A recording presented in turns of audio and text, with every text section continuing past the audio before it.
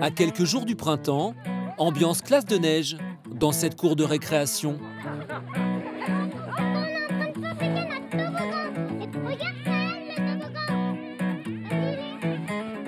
Nous sommes à l'école du Colibri, dans la Drôme, un établissement qui accueille 38 élèves du CP au CM2 au sein d'une classe unique.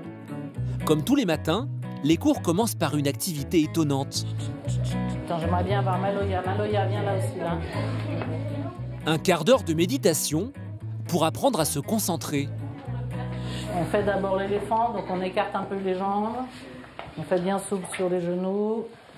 On tend son bras, on le colle à l'oreille et on va dessiner le 8 couché. Celle qui joue les maîtresses de cérémonie, c'est Isabelle Peloux. Lassée par un enseignement trop classique, cette enseignante a fondé cette école alternative en 2007. Son but, éduquer par la coopération entre les enfants, par l'apprentissage du vivre ensemble. Le fait de coopérer, nous, c'est vraiment en lien avec la société de demain, où comme on est sur une planète finie avec de plus en plus d'enfants et de plus en plus de monde, il va falloir apprendre à faire avec les autres. Donc on a mis en place tout un tas d'outils dans la semaine, des temps dans lesquels on parle de la relation. Et du coup, ils vont pouvoir coopérer en dépassant ces obstacles-là.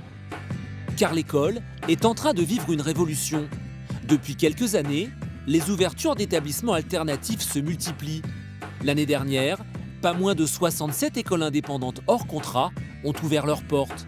Pour l'éducation de leurs enfants, les parents sont de plus en plus enclins à trouver des structures alternatives.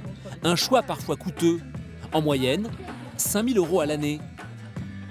Alors qui sont ces parents qui ont fait le choix d'une éducation différente? Comment fonctionnent ces écoles? Quelles sont les pédagogies utilisées? Immersion dans ces établissements d'un nouveau genre. 10h30, à l'école du Colibri, Isabelle Peloux réunit ses élèves. J'attends le silence. Vous vous mettez par deux. Elle met en place le premier exercice de la journée, un atelier basé sur la confiance. On va faire comme dans tous les jeux qu'on utilise. Donc je suis A, lui il est B. Donc B, son travail, c'est d'essayer de me faire suffisamment confiance pour garder les yeux fermés du début jusqu'à la fin. D'accord ? Okay. Moi, mon travail, c'est que je sois digne de la confiance qu'il me fait. Donc évidemment, vous imaginez bien que si c'est ma petite voiture, elle va être très contente si je la ramène au garage sans l'avoir égratignée, sans l'avoir cognée, sans l'avoir abîmée. C'est OK ? Oui. À première vue, c'est un peu la pagaille. À première vue seulement, car pour Isabelle, l'important est ailleurs. Ça les aide à parler de leur ressenti, de l'importance de la confiance, comment ça se passe dans le lien avec l'autre. Et du coup, quand ils sont en maths en français, il n'y a pas ce problème-là. Le fait qu'ils ne soient pas parasités par des problèmes de relations, ça fait une vraie ruche bourdonnante, ils travaillent à toute vitesse, ce qui fait que ceux qui croient qu'on perd du temps en faisant ça, ils se trompent, parce qu'en fait, on en gagne largement. Apprendre à coopérer, se faire confiance, prendre en compte ses besoins et ceux des autres. Une pédagogie innovante qu'Isabelle et son équipe utilisent tout au long de l'année. À ses côtés, il y a Morgane et Pacôme, 2 instituteurs en formation, mais aussi Marie-Ève, enseignante elle aussi. Tous sont convaincus de la démarche d'Isabelle. Ça développe beaucoup le vivre ensemble, la coopération, et puis il y a un gros pavé en psychologie. Et là, c'était trop bizarre quand elle parlait, j'avais l'impression qu'elle mettait des mots sur plein de choses qui étaient en moi depuis des années, que je n'arrivais pas à sortir. Et en fait, ça a été une évidence. Moi, j'ai dit, c'est avec elle que je veux travailler. Alors que Marie-Ève travaille sur la création d'un jeu de société avec les CM1, Isabelle enchaîne les exercices de français. Car son école a beau être privée, elle est sous contrat avec l'Éducation nationale. Elle est donc dans l'obligation de suivre le programme des écoles publiques. En revanche, elle est libre du choix de sa pédagogie. Donc les CM2, ce que je vous propose dans un premier temps, vous faites par exemple le premier exercice. Vous allez voir ceux de votre équipe. Dès que les 3 de vous leur dites moi j'ai terminé, dès que tu as fini tu peux venir me chercher. Vous commencez le second en attendant, d'accord ? Et vous coopérez chaque exercice au fur et à mesure, ça vous va ? Une technique d'apprentissage basée sur la collaboration qui ne surprend pas Timéo. Cela fait 5 ans qu'il est scolarisé ici. Il y a A dans parcours en vert avec 2 sons. Ah oui, c'est pas faux. Par exemple, moi j'étais bloquée sur cet exercice. Et ben en fait, ça m'a permis de savoir ce que c'était une préposition en coopérant. Et du coup, j'ai un petit peu découvert quoi. Après, ça me libère sur les autres exercices. Ouais. Cette collaboration entre les élèves est même devenue pour eux une seconde nature. On parle ici de stratégie mentale. Explication. Quand je reformule à quelqu'un ce que j'ai compris, en fait, en l'exprimant à l'oral, je l'intègre. Donc du coup, au lieu que ce soit la maîtresse qui le réexplique, c'est eux qui l'expliquent aux autres. Et en fait, à force de l'expliquer, ils l'intègrent pour eux. Caméra. Alors caméra, moi je ne suis pas d'accord. Mais certaines écoles vont encore plus loin. Car il existe des établissements sans programme où les élèves disposent d'une liberté totale.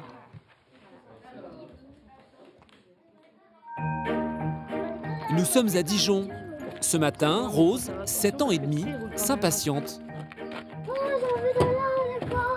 Et ben c'est parti. Une petite révolution pour Lucie, sa maman. À l'école d'avant, c'était des pleurs, c'était des larmes, c'était une vraie souffrance exprimée. Et là, ben voilà, on tarde un peu à y aller et elle est plutôt à trépigner, à dire bah non, moi je veux y aller.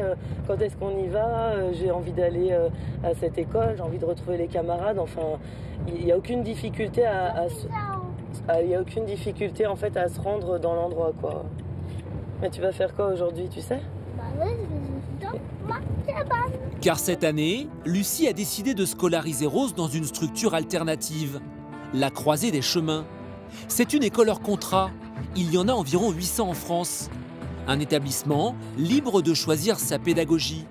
Il accueille 11 enfants, âgés de 3 ans et demi à 15 ans. Coût de la scolarité, 2 750 € par an. Allez, hop là, tu viens?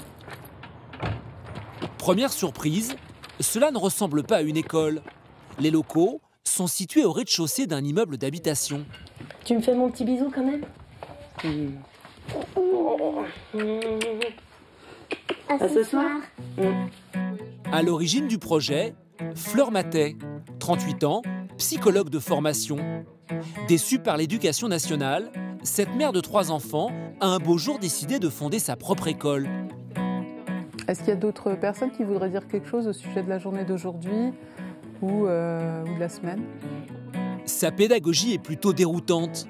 Elle est basée sur l'absence de programme. Dans son école, pas de cours de français, de maths ou d'histoire.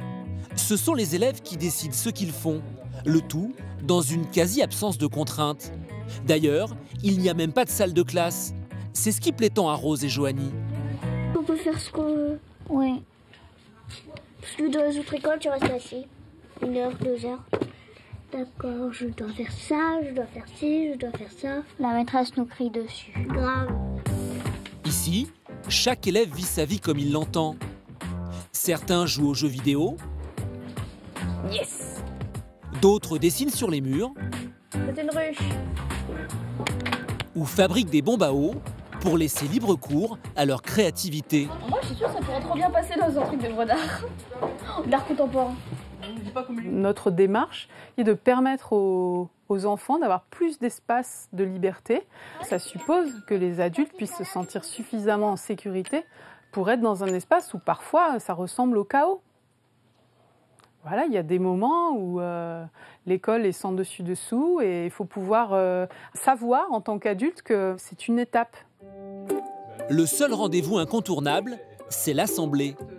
Une fois par semaine, tous les membres de l'école s'y rassemblent pour discuter des envies de chacun. C'est un autre principe de cette école démocratique. Tout se décide en groupe. Aujourd'hui, c'est Sally, une enseignante anglaise venue en observation, qui mène les débats. Alors, on fait l'assemblée comme d'habitude. Premier sujet abordé, l'achat d'une piscine. Une idée d'Isao, 6 ans. Il y a la proposition d'Isao d'acheter une piscine pour cet été. Cet été, il n'y aura pas de piscine pour se refroidir. En fait, l'école s'arrête 15 jours après le début de l'été?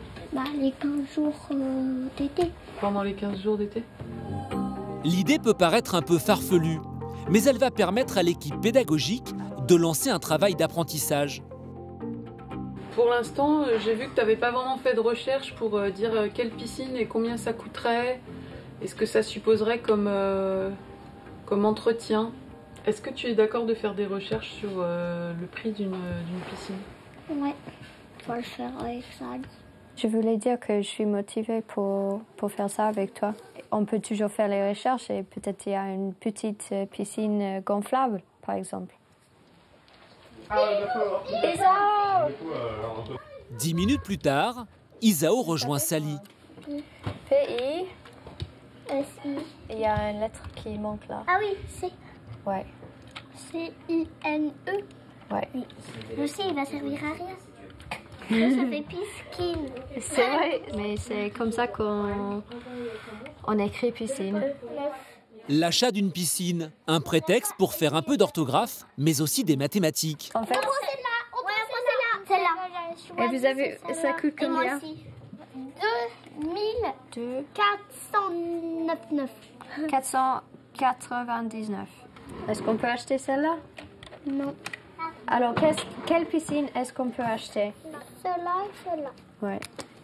Une séquence de scolarité que Sally inscrit sur l'ordinateur de l'école. La preuve formelle que les élèves reçoivent un enseignement. Tu vas rentrer le titre de l'activité, tu vas dans ce cadre ici.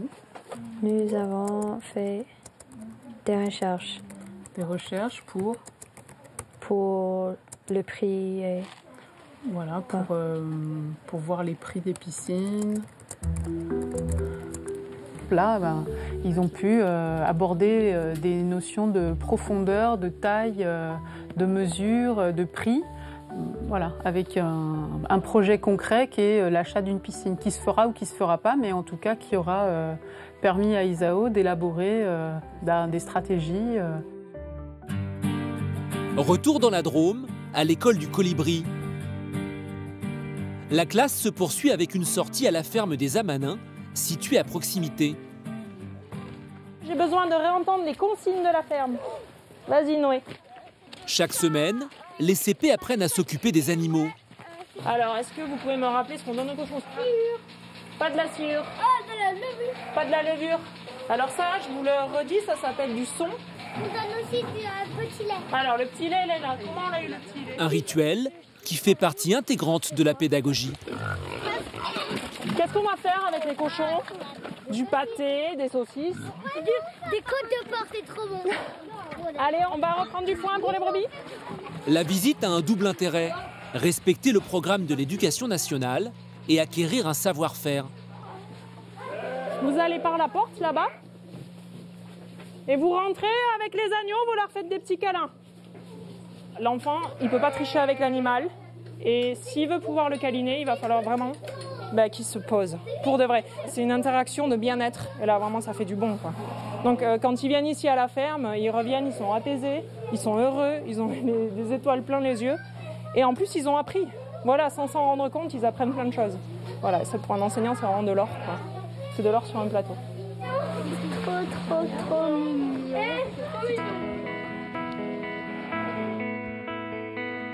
Il est midi, c'est l'heure de la cantine. Au menu, soupe de légumes du potager et pizza, fabriquée par la cuisine de l'école. Ici, 80% de ce que l'on mange est produit par les fermes aux alentours. Dans cette école, où le vivre ensemble est une règle, les parents ont aussi leur place.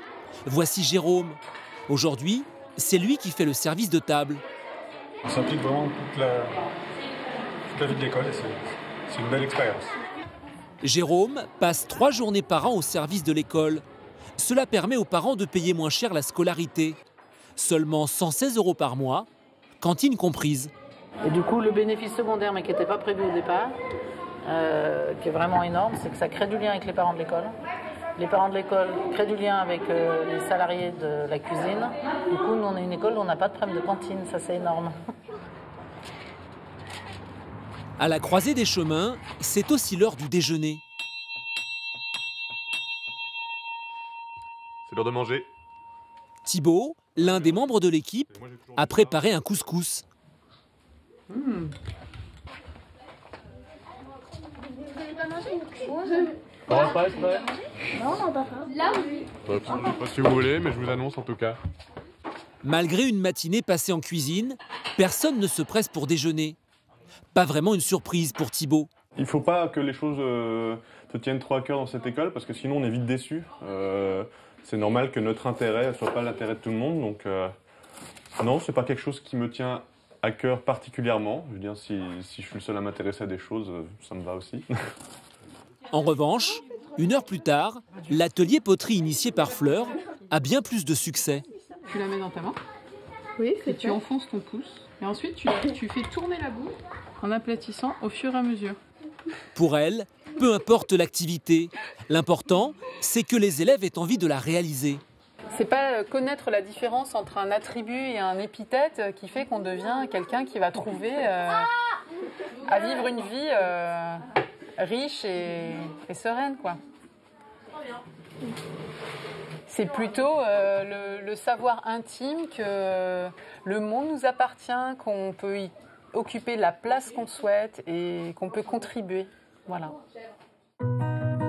2 écoles, 2 approches pédagogiques différentes, mais au final une volonté commune, éduquer autrement pour permettre aux enfants de vivre heureux et de trouver leur place au sein de la société.